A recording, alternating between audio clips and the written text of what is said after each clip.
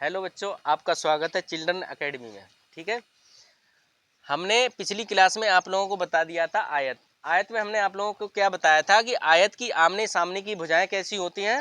बराबर होती हैं। आयत की आमने सामने की भुजाएं हमारी कैसी होती हैं? बराबर। एक चीज और रह गई थी, हमारा आयत का जो प्रत्येक कोण होता है 90 अंश का होता है। कितने अंश का होता है? 90 अंश का होता है। प्रत्येक कोण कितने अंश का होगा? 90 अंश का होगा। आज हम बताएंगे, जब किसी भी सवाल में चौड़ाई दी गई हो और क्षेत्रफल दिया हो, उसकी लंबाई निकालनी होगी। फिर दूसरा सवाल हमारा दिया है, आयत की लंबाई दी गई होगी, क्षेत्रफल दिया होगा और चौड़ाई निकालनी होगी। दोनों के लिए हमने फॉर्मूला लिख दिया है। पहला सवाल हमारा क्या है, किसी आयत की चौड़ाई 30 मीटर है तथा उसका क्षेत्रफल 1500 मीटर स्क्वायर है, तो उसकी लंबाई ज्ञात करो। ये ज्ञात करना है। तो हम लोग कौन सा सूत्र लगाएंगे? क्या निकालना है? लंबाई निकालनी है। तो लंबाई वाला फॉर्मूला कौन सा है? ये वाला। इसको लिखो, आयत की लंबाई बराबर क्या लगाओगे? आयत का क्षेत्रफल बटे आयत की चौड़ाई। अब इस सवाल में हमारा क्षेत्रफल दिया कितना है? कितना दिया है? 1500। तो 1500 लिख दो। इसमें चौड़ाई कितनी दी गई है? 30।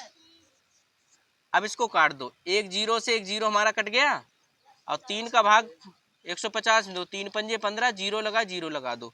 अर्थात हमारी लंबाई कितनी आ गई? 50 मीटर। आयत की लंबाई हमारी कितनी आ गई? 50 मीटर। दूसरा सवाल हमारा क्या दिया है, किसी आयत की लंबाई 60 मीटर है जिसका क्षेत्रफल 1800 मीटर स्क्वायर है, तो उसकी चौड़ाई ज्ञात कीजिए। तो चौड़ाई ज्ञात करने के लिए कौन सा फॉर्मूला है? आयत की चौड़ाई बराबर सूत्र क्या होगा? आयत का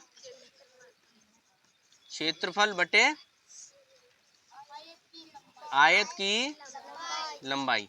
अच्छा, आयत का क्षेत्रफल हमारा दिया कितना है? 1800 दिया। कितना दिया है? 1800। तो क्षेत्रफल की जगह हम कितना लिख देंगे? 18। नीचे हमारा आयत की लंबाई कितनी दी गई है? 60। तो हम नीचे 60 लिख देंगे। एक जीरो से एक जीरो काट दिया। अब 6 का भाग हम इसमें कर देंगे, कितनी बार जाएगा? 30 बार जाएगा। खेती 18, जीरो लगा दिया। तो आयत की चौड़ाई हमारी कितनी आ गई? 30 मीटर। अगर यहाँ मीटर लिखा होता तो हम मीटर लिखते, सेंटीमीटर लिखा हो तो सेंटीमीटर लिखते। ओके।